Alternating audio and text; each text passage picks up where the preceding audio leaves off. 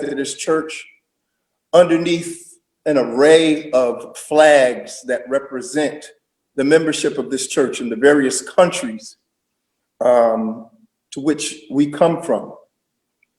But there is a common denominator, even though there are only over 20 flags that are hung in the rafters. When you look at the people that come from these nations, they are all cloaked in black skin. So with all of the differences we may have and the various customs, there is something that we all have in common. We are sons and daughters of the sun. And as such, we are all subject to the same atrocities that people across this country that look like us are going through today. And because of that, I knew this morning could not be business as usual. I could not just dress up and do a sermon from the pulpit, but I needed to speak from my heart. So the sermon that I had prepared and was fully ready to deliver this morning, I had to put on the shelf. And as I was praying about what to share with the people of God today, I was reminded of something. I was reminded of a piece of history in the Christian church. This goes all the way back to 64 AD, not 1964, but 64 AD. And during this time, the Emperor Nero was in charge. He was the Caesar. Nero started a blaze in Rome. Nero started a blaze that began to burn the city of Rome. Now, Nero was one of the most diabolical emperors in the history of Rome. Not only did he start the fire, but he blamed the fire on Christians. Yes, that's right. Someone in charge, the ruler, the emperor, he started the fire that was burning throughout Rome. And as the fire was burning, he blamed the fire on the Christians. It's so interesting that we have a president who would make a comment when the looting starts, the shooting starts. As if the problem began with the looting. The problem didn't begin with the looting.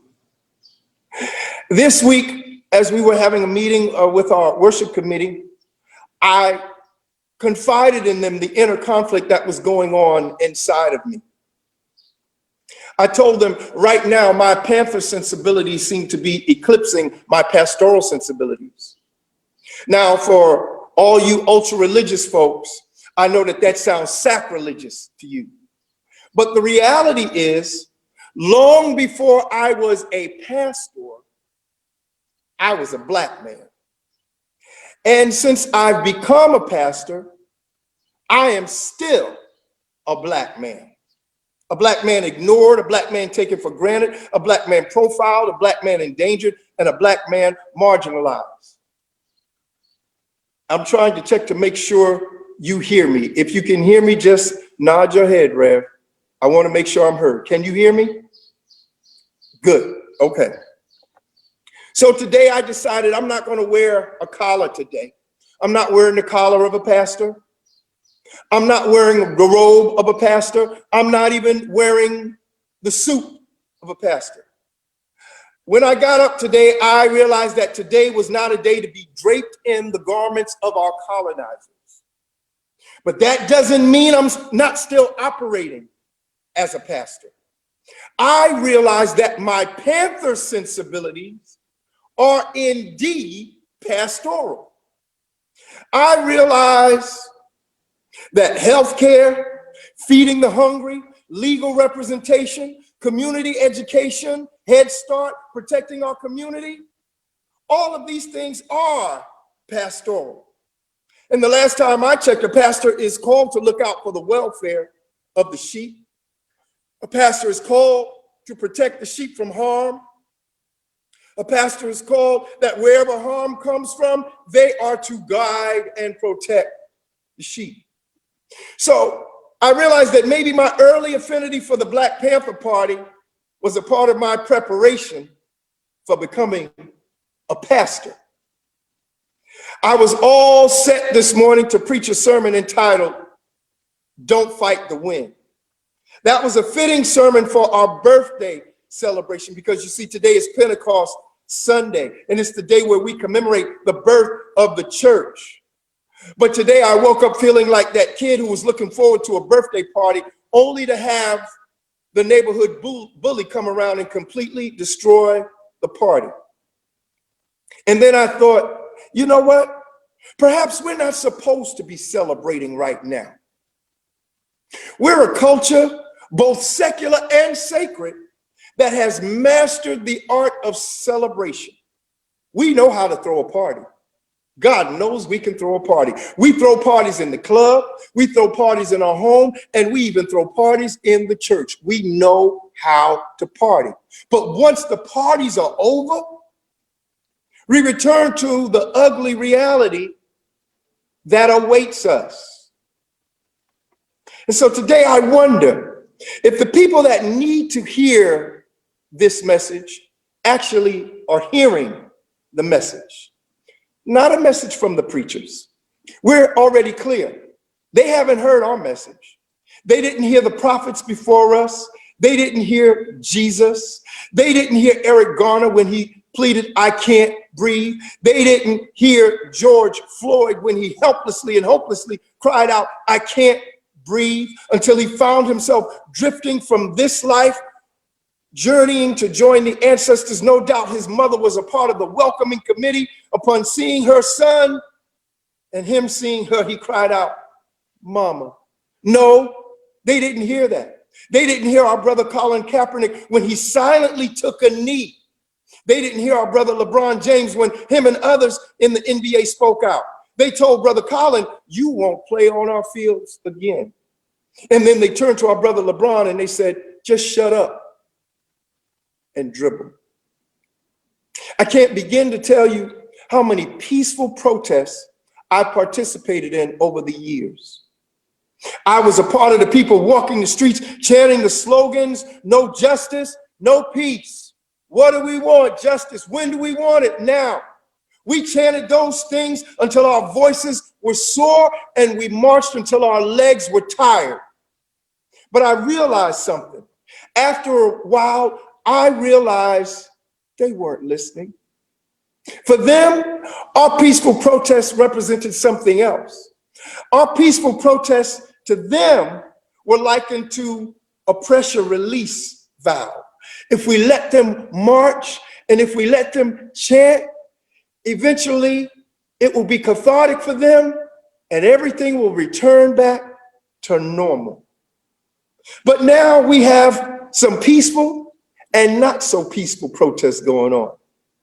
And let's be clear, family. At every single gathering of demonstrators, there is always the infiltration of demonstrators. Jesus had it in his crew, and we have it in ours.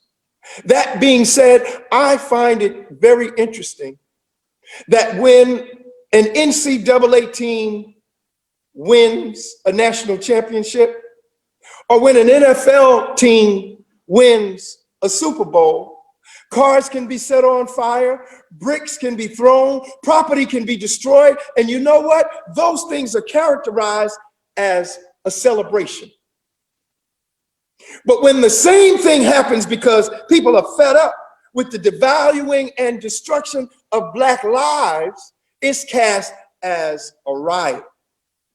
The blatant hypocrisy of our nation is appalling. And I've heard so many cultural critics and news commentators remark over and over again. Politicians have said the same thing. We're better than this. At some point, we need to be honest and admit, no, we're not better than this. This is who we are as a nation.